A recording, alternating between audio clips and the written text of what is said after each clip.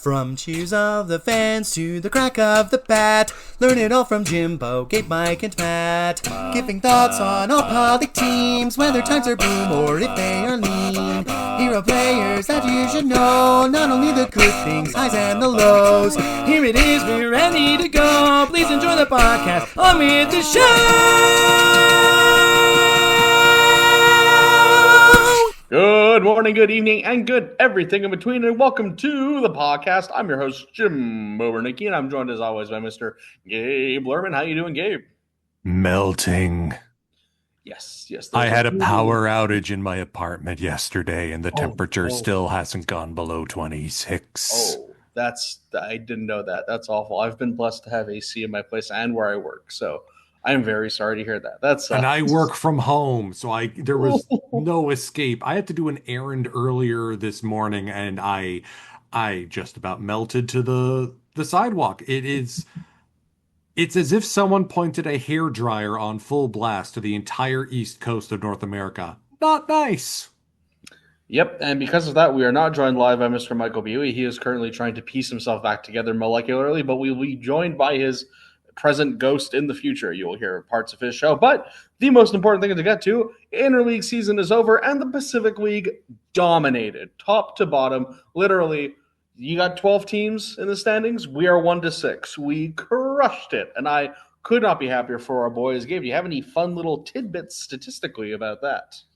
This is only the third time in the 20 seasons of Interleague in which the Pacific League has gone 1-6 in the standings. Every Pacific League team has a winning record during Interleague. Only one Central League team finished even at 500, and that was the Carp. Our worst is better than their best. Neener.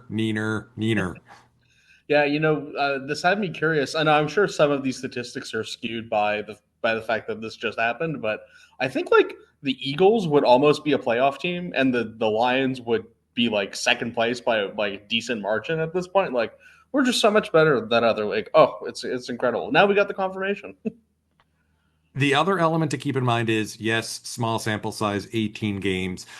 The next time these two teams, or the players from these two teams, play each other will be the All-Star games, and then after that, the Japan series. Sucks that Interleague is over. I do find that time of year to be quite fun. I look forward to it quite a lot. Not so much for the whole supremacy thing, just because it's just a fun time for one reason or the other. I think it stems back to one of the first ever trading card sets I ever opened for the NPB, 2004, 2005 BBM second version, maybe '06. There was a subset in there called Interleague Topics, which was just all these cool pictures about what happened in Interleague that season. And there was a lot of OBs, a lot of cool pictures. Like, I remember there was one, I don't remember the name, but it was an OB, well, now they're OBs, but there was a foreign bat on the Giants, and I want to say they had him standing side by side at first base with, like, Zuleta. Just a lot of cool pictures of really good players you never really get to see interact. So I think ever since then, I've just had a soft spot for Interleague. Yep, and both of those matter equally as much because we always fight for Pacific League pride. But let's get right into our Pacific League teams coverage. Gabe, what do we got going on with the league leaders, the Hokkaido Nippon Ham Fighters? 3-1 to finish out Interleague. They remain 2.5 games up on second place for the pennant race. And they got a few days off to recuperate. One player in particular who needs to lick his wounds, starting pitcher Koki Kitayama, who got steebed back on June 19th. For those of you who aren't from Toronto, getting steebed means that you blow a no-hitter in the ninth with one or more outs left. And yeah, he gave up a solo shot to Takumi Oshiro in the bottom of the ninth with one out. That was the only hit allowed over 9 innings as the Fighters beat the Giants 4-1 at Tokyo Dome, their old ballpark. I also spotted this. Ryota Mochizuki for Pacific League Insight did some digging into how the Fighters starting pitching has blossomed this year. There were a couple things that he spotted that I agree with. A walks per 9 rate below 2 across all pitchers with 2 or more starts. That's really good. I mean, yes, there's Takayuki Kato in there, the control freak, but to add on to that, guys like Hiromi Ito, Kitayama, Kanemura, Yamazaki, pretty good.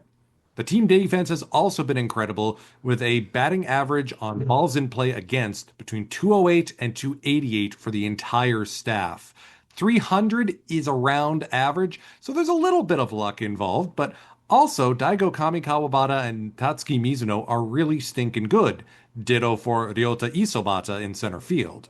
One thing that Mochizuki did not mention that I do, the Fighters alone have 14 complete games. The entire Major League Baseball league has 16. This team is built differently. So it was a toss-up between Kitayama and fellow starting pitcher Hiromi Ito, who pitched a shutout against the Dragons on the road during interleague play for Player of the Week. I will tip my cap to Ariel Martinez, who's working his way back from injury, back into the lineup, and he had a 4-hit game this week. Between him and Reyes and Verhagen and Sun Yi Lei, I think that's the foreign player contingent for the Fighters all set.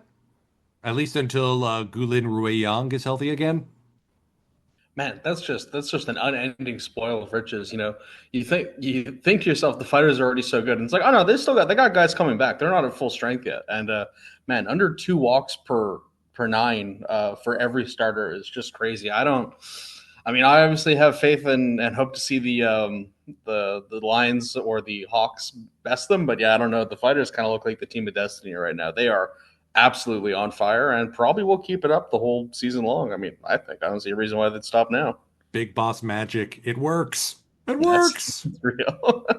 And so that brings us over to our second place team in the league, kind of hot on their heels, the Oryx Buffaloes. Take it away again, Gabe. The same record over the last 4, so no ground gained or lost. I will point out they had a series win at Jingu against the Swallows in a rematch of the 2021 and 22 Japan series, and the Buffaloes take this one 2-1. Remember that reliever the Buffaloes traded for a few episodes ago, Sho Iwasaki? He picked up a win against the Swallows in that series in extras to go with a win as a Giant against the Dragons earlier this year in April, making him only the 10th player in NPB history to get a winning decision in both leagues in the same season. Part of that is because trades don't often happen in NPB, and part of that is when they do, they're often for spare parts and not players who can contribute. The Buffaloes Player of the Week is outfielder and leadoff man Ryoma Nishikawa. You remember his struggles last season? Well, he's reversed that. Last week, batting .538 with 4 RBI and a home run from the leadoff spot again. So good to see his stick is heating up. Between him, Ota, Sugimoto, Tongu, Nakagawa, that Buffaloes lineup, if their pitching is starting to falter, the lineup is picking them up, and it is so exciting to see a different side of this Buffaloes club. Yeah, the Buffaloes have been super impressive all season long, and when I was looking at the stats, I thought I was reading them wrong. Just Nishikawa was so good this week, but they also had Mune was playing really well. Ota's been playing well. Sugimoto, like the Buffaloes are really firing on all cylinders again, and yeah, they're a scary team. Again, it's like the a lot like the Fighters, where if someone's not playing well, it always seems like someone else can fill in, and they're a tough out. They are definitely one of the top teams in the league right now. But speaking of top teams in the league, the top team in the interleague is the Fukuoka SoftBank Hawks. Of the 20 years that they've done interleague play, this is the 9th time the Hawks have won the interleague session. They love to dominate the Central League and just play better than everyone else. And that's what makes the Hawks the best team in the Pacific League, even though we are in third. And no one else has 2 titles in the interleague period. So it's really impressive that the Hawks just dominate. And also, as we know, they've won a lot of Japan series in that span. And so this week they went 3-1, and they are just hanging on to third. They're really fighting neck and neck with Seibu and Oryx. And of course, it's the usual suspects for why the Hawks are playing so well. Lee Van Moinelo set an interleague record for most strikeouts in the 18-game format with 34 over this month. The previous high was 33 by 2 MLBers, Shota Iminaga and Yoshinobu Yamamoto. So that's pretty rarefied air. That's pretty good for him. I still can't believe he lost that game where he struck out like 18. That's crazy. But he's maybe my pick for who's been the best player in the interleague session. Though I mean, there's so many people to pick from, but he was unbelievable all month long. And also, Tatsuro Yanagamachi got profiled by PL Insights back on Saturday. The secret to his success this year, and why his batting average has just really jumped up, is he's hitting off-speed pitches really well, very specifically down in the zone. He's specifically on that note, he's hitting them at 396, which is obviously brutal. Like to Tony Gwynn, the or Ted Williams, either way, to be batting that well against off-speed stuff, especially in Japan where it can be pretty prevalent, is very effective. And he also led the entire interleague period, batting 397 overall. He's just been so good this season. But as well as he has played, he's not the best player of the week. That honor goes to Mr. Ryoya Kurihara. Now, tell me how do you do this? Because I looked at the math and I was like, there's no way. He picked up 7 RBIs with only 2 hits. That's preposterous. It's Walks, sack almost flies, sack bunts. There's a lot of ways to pick There up were some sack flies RBIs without getting hits. But yeah, he played really well. And yeah, I'm happy for the Hawks. I'm happy to see the Hawks doing so well. And yeah, did you have anything you want to add on to that? Senior Moinello Dark Horse Sawamata Award case, or is he the front runner at this point? I mean, it's flip a coin between him and Imai, right? Oh yeah, the other dominant arm. And yeah, the Hawks just love feasting on the Central League. But there was a stretch in the 2010s when they beat every single Central League team at least once in the Japan series. They hang losses on them. And it's not just the fact that Tatsuro Yanagimachi is batting well against off-speed pitches. It's how big of an improvement. He went from a 266 batting average on off-speed pitches last season to a 366 this year. Whatever Kokubo and his team are doing with Yanagimachi, it has worked, and it has worked outstandingly well. And maybe we should spread that love around to the rest of the team. Let's get everyone in on that, whatever that... Hey, Kondo's healthy again. Yeah. Oh, I'm so excited. Kondo's back. I know. But that brings us over to our 4th place team, the Saitama Seibu Lions, hot on the heels of the Hawks and fighting for that last playoff spot. They went 2-2 this week. And a bit of unfortunate lowlight, the interleague period means yet another year without Kona Takahashi picking up a win in the midseason stretch, bringing his tally to 16 consecutive appearances now against Central League clubs without a win. You got to feel for him. He's an interesting pitcher because he's good, but like he's got that who was the Toronto Blue Jay who went forever without winning? Jojo Reyes. Yes, we already brought him up. He's got that Jojo Reyesness about him. And I mean, having him to be your 4th or 5th best pitcher is pretty good. That means you've got a pretty good staff. But here's hoping he gets a win soon. But in good news, a surprising extension, Mr. Tyler Nevin is sticking around in Saitama for at least another 2 seasons. The MVP for the league in May currently sits tied for 2nd in RBI, 9th in batting average with 269. And as the team statement on Twitter says, Nevin, quote, "I'd like to express my sincere gratitude to my teammates, staff, fans, and those who have trusted me and supported me since the day I arrived in Japan. I will strive to make the rest of the season even better and focus on the game in front of me. I can't wait for the next 2 years." Awesome. And yeah, I've been super happy to have him around, and he's been playing really great. It's anyone who plays well for the Lions, I'm happy to have them here. And on for our player of the week, though it was a bit of a dry week, hats off to Manaya Nishikawa. The 26-year-old picked up 6 hits over the week and continues to shine on the defensive end, as you've been seeing on the top 10 plays. And, I was looking into the stats. I was like, he's playing a lot better than he was last year, right? And yeah, he already has more hits and the same amount of total bases in 60 games as he had in over 100 games last year. So really good to see him playing really well and just being part of this new suddenly effective young core of Lions that I would like to see make the playoffs. I don't know if I want to see them make it instead of the Hawks. That's going to be a bit of a crisis of confidence and moral conundrum for me, but I love to see them play good baseball, and it's great to see the Lions do so. I'm especially intrigued by the extension of Nevin at this point in the season for 2 more years. Normally, you sort of see those in the off season, like Andres Machado getting his extension from the Buffaloes. Clearly, there's confidence from the Lions that they have their new first baseman. I'm thinking back to guys like Ernesto Mejia. So they've got a history of keeping their foreign players for extra length. I just looking around wondering why didn't David McKinnon get that deal? Well, I wonder. I can't help but think there's probably part of it must just be that Tyler's having a really good time, and there's probably some mutual interest, being like, "Hey, I want to stick around. You always want to keep me." And yeah, I mean, this is all conjecture, by the way. I wasn't there in the meeting, obviously, but that's to me what the mid-season extension says. And so that brings us over to our fifth place team, standing a fair bit out from the rest, the Tohoku Rakuten Golden Eagles. Take it away, Mike. Okay, so for the Rakuten Golden Eagles, they are 2-2 in their last four, which means they're losing ground. They're back in fifth place. The ageless Takayuki Kishi now has his 26th win in interleague play, putting him fourth in the career interleague standings. Reliever Naoto Nishiguchi has now gone 23 consecutive innings to start this season without giving up a run, which is a new franchise record for our Rakuten Golden Eagles.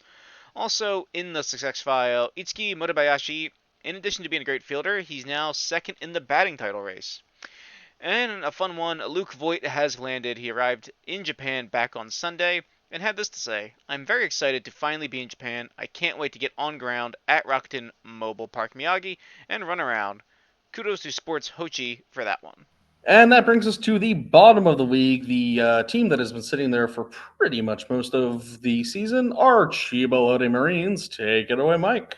And for your Chiba Lotte Marines, thanks to a rainout from June 3rd, the official Interleague finale was earlier this morning, 2-2 to round out Interleague.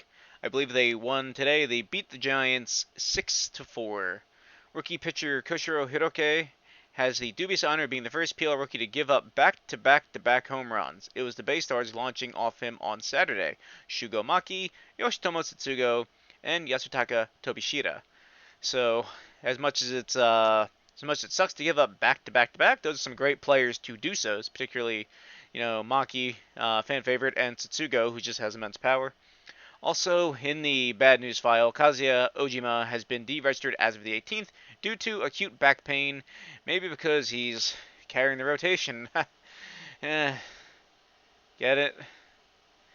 But that's all for the Marines, because there's really not much to talk about.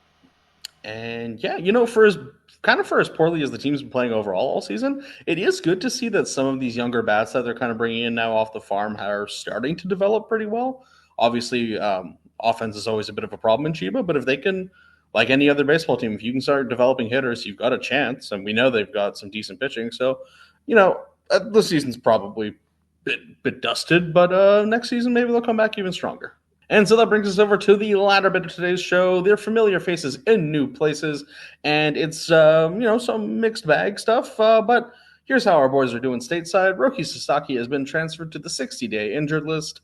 Not looking good that he's going to return this season. And as much as I didn't want him to join the Dodgers, I wanted him to do well. And it's been pretty disappointing, though. I not to sound too this is why I didn't want him to leave right away. Why I didn't want him to go to the Dodgers. I didn't think it was a good match, and I thought it was too early for him. And yeah, it's not looking good. But hey, he'll come back next season, right? Right? Probably, maybe. Oh yeah, he'll come back next season. And I'm just taking another look. He is starting his throwing program. The 60-day injured list just means it may take a little longer for him to get called up, but we knew that was going to happen anyway. Yeah, that's fair. But speaking of Dodgers on the mound, Shohei Ohtani had another appearance and picked up a first strikeout. And so it's good to see that he's getting back in the groove. As much as I would rather another team other than the Dodgers be the groove he's getting back into on. But there was this very cute thing I saw posted on his Instagram. He has a Yu-Gi-Oh card for his dog Decoy. I didn't get to read the text, obviously, because I don't understand Japanese, but I would love to know if it's competitively viable. I doubt it, but still fun. Given that his attack and defense are both marked as 50, I'm going to say no on the competitive viability. You never know. You never know with Yu-Gi-Oh cards, man. There's cards that have 0-0, and they're great. Yu-Gi-Oh is the silliest game. Finishing up with yet another Dodgers pitcher, Mr. Yoshinobu Yamamoto would have had an immaculate inning on June 19th, but got absolutely hosed on the final call by home plate umpire Marvin Hudson. Everyone's seen the video. It's been around everywhere. It was just a fastball right down the middle. clear as day. Everyone in the stadium thought it was a strike, and he called it a ball for some reason. He blinked. There must have been dust in his eye. That's the only possible explanation. I don't get why umpires are so bad. I can't wait for them to not be so bad. Keep them around. Just have a little give them the Jose Altuve, where there's just like a little thing that buzzes on them when it's in the strike zone. You know what I mean? At one point, I was thinking, there's these mixed reality headsets. Stick one in the umpire's mask. So that way he actually sees like a virtual strike zone. And that way there's still a human element. But clearly the technology is too expensive. I feel like that's not true. I feel like the MLB can afford it. But that brings us to the end of today's show. And our question of the day, from you to us and us to you, to everyone in the world: which team do you think is going to lose to the Pacific League in the Japan Series? I'm pretty sure it's going to be the Hanshin Tigers. They were the one team in the Central League that really impressed me over the period. And for as much as we rag on the teams, Sato is crazy. They might have. I don't like saying this. They might have the best player in Japan right now. He is going nuts. I looked at his stats the other day.